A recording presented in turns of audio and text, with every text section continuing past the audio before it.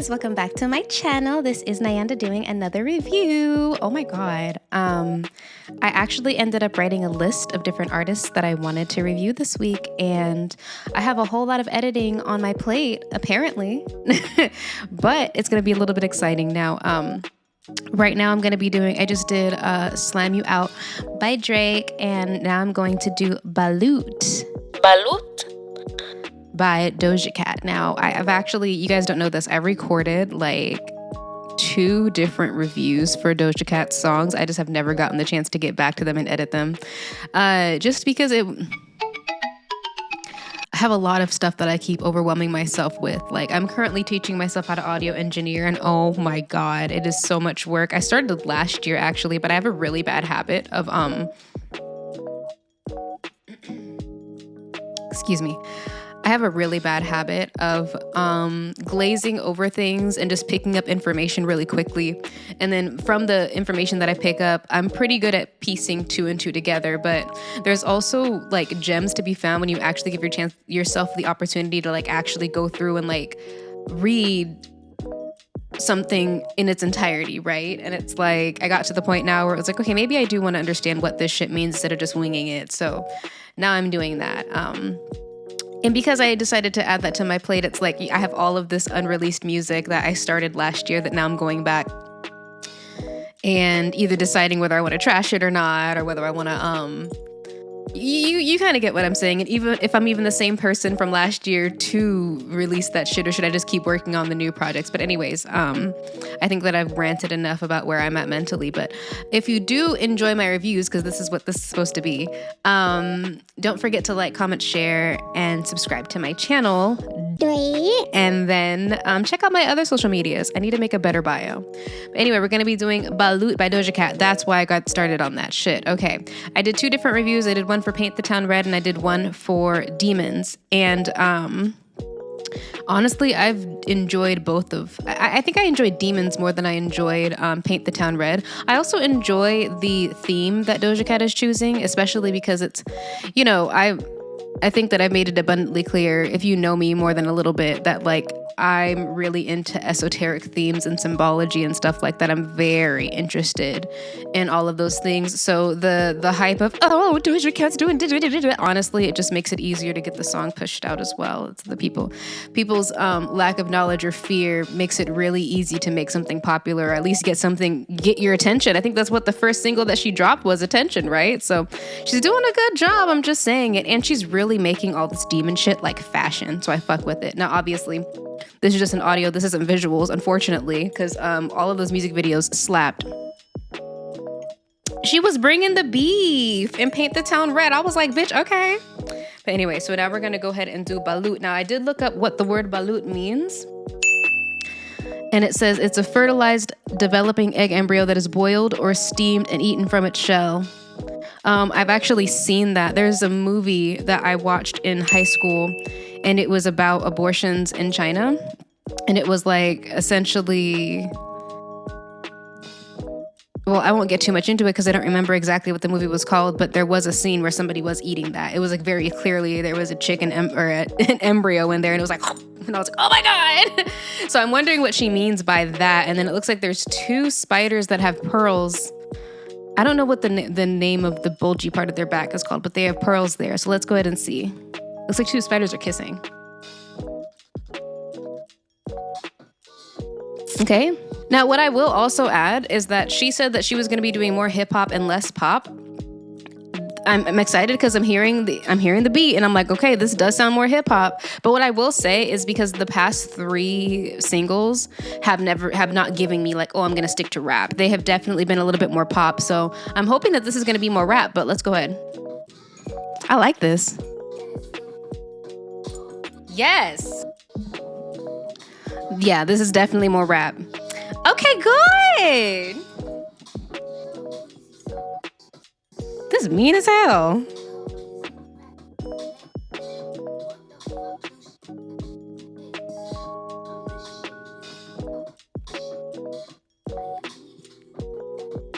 What? Okay. Okay. Okay.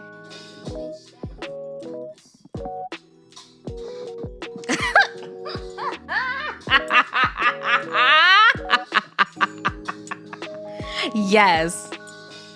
Okay, I don't need to hear the rest of it to know how I feel about this motherfucking song. Okay, so first of all, can I just say, this is the type of character development, of artist evolution that I feel like we've been wanting to see. I have seen too much of the same shit. I have seen too much of the copy paste. That's exactly what she said. Copy paste shit. We're going to go over her lyrics in a second. Number one, the production is phenomenal. This smooth ass beat.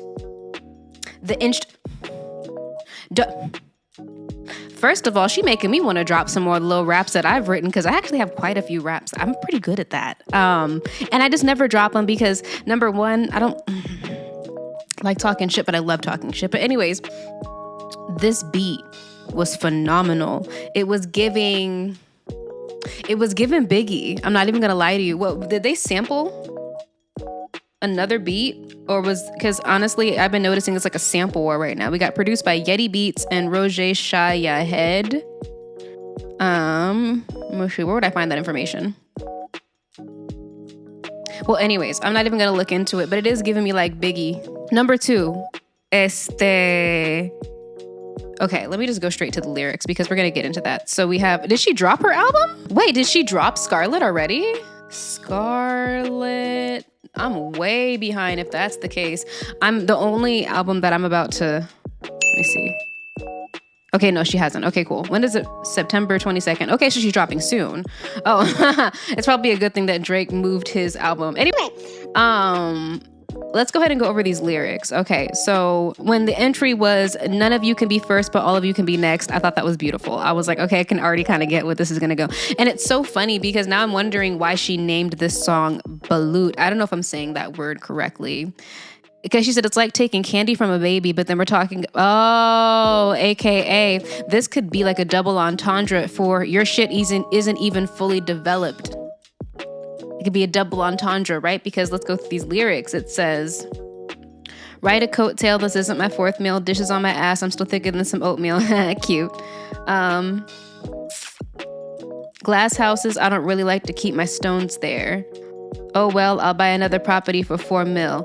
Okay, so essentially here, so you can't throw stones in glass houses, AKA you can't be, okay, I said in my last review that I never uploaded that I feel like Doja Cat has more of an issue with people in the industry than it is necessarily with her fans. Like, I feel like when she's going off on her fans, although I don't think it's like the best move or wise at all, or even like a nice thing to do, but let's be clear, I'm not in her position. I always felt like she actually had an issue with people in the industry. And a lot of people might be like, oh, the industry did the label. Yeah, I mean that as well, because there's obviously a lot of pressure that comes with that.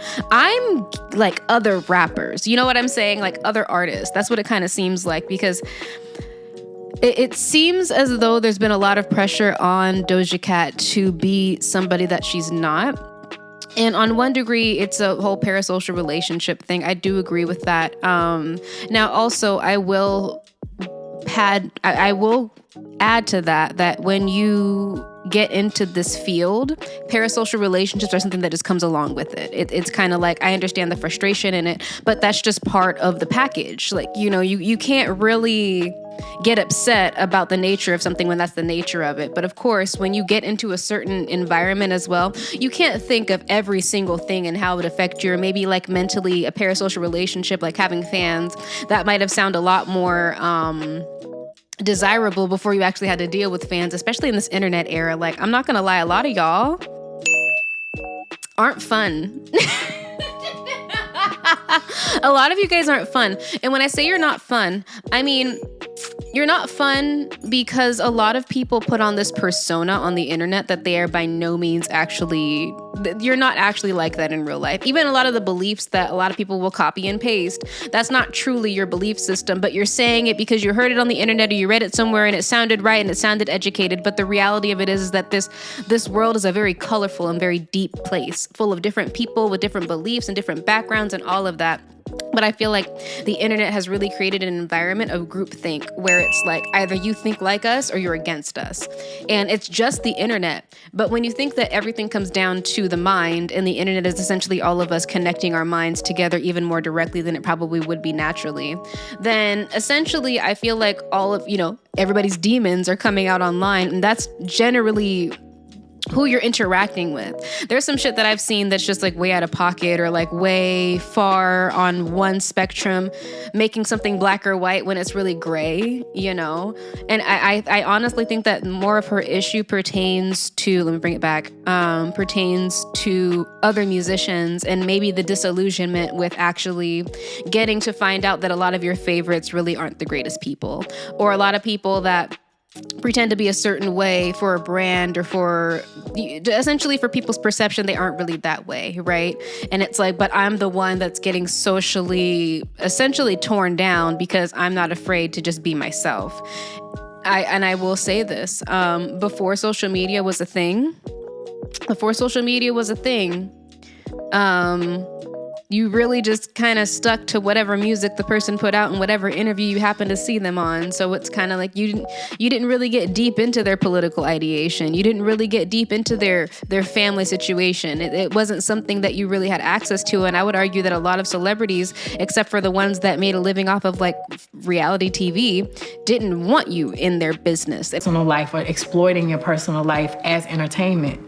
I think people are so brainwashed. You get up in the morning, you click on the computer, you see all these pictures, and it's all you think of is the picture and the image that you see all day, every day, and you don't see the human form.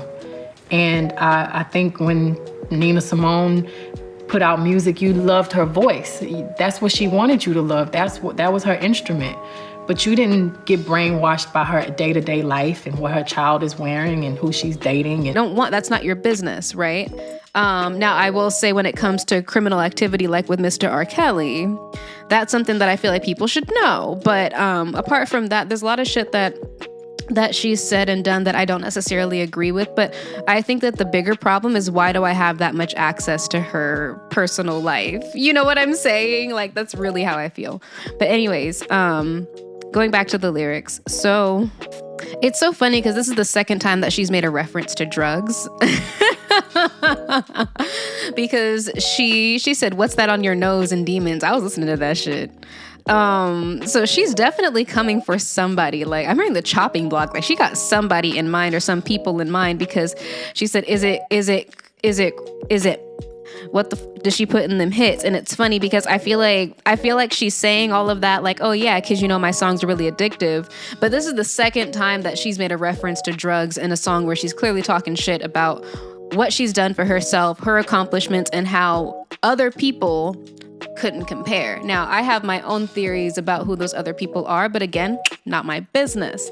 But anyways, I'm the shit, you a real piece of shit, I am needed, you a real needy bitch, I'm competing, you're incompetent, you're fleeting because you can't copy this. So essentially, she's essentially saying like, people might be trying to get around her, and maybe in the past have tried to get around her just to be able to steal ideas from her, be able to copy her, to be able to bite off of her, to be able to whatever. And these people like can't stand on their own 2 feet, but she's saying like, I can stand on my own 2 feet. So instead of making this a social media war, let's take it where it's actually supposed to go. In the bars. Yeah, you understand what I'm saying? We're going to take it into the music and take it back to that. I will say that out of all of her most recent singles, this is the most akin to rap that I would say from what she's put out. Now, to be fair, I'm not saying that Scarlet is not going to be a rap album. Of course, if you're being smart, right? I already told you guys I was going to drastically change my sound. I think the way that she's going about marketing this, or the singles that she's choosing, are very wisely chosen, because she put out Attention. And Attention, it was more rap to me. It wasn't full, but you know what I'm saying. Attention was definitely a lot more rap than she put out. What's it called? Paint the Town Red. That one was still kind of more like her old style, but a little bit of a mixture. Demons, totally different. And then we have this. She's doing a phenomenal job at marketing this shit, you guys. Like, I feel like everybody should take notes. I'm excited for the album, to be quite honest with you. Yeah, so as far as production is concerned, that's an amazing fucking beat. I can't get over that. Like, this is the first of most of the songs that I've actually reviewed on here that I might actually download. The production is 10 out of 10. The lyrics, again, 10 out of 10. Very simple, but very deep in themselves. I just love when you can say something profound simply, and then it leaves you to wonder, you know? Of course, there's going to be 50 million fucking gossip articles about who's she talking about and what does she mean. Honestly, you're probably all off base. But it's entertaining to watch. So, I mean, honestly, all props out to Doja Cat. This is an amazing song. Scarlett, she talking that shit, you guys. She's talking the shit that is probably going to do exactly what she said is going to do. She's speaking it into reality. I don't see anybody outdoing her this year, but let's see. I'm not into the competition. I'm just saying, it's just like from what she's been doing and fully on her own. Like, she's not put any, and she did say that too. No collabs. No features. Like, this has just been strictly her, and she's killing it, and I love it. So we're gonna give this a 10 out of 10 for Doja Cat. Thank you guys for coming back to my channel once more, and I will see you guys next time. Ciao.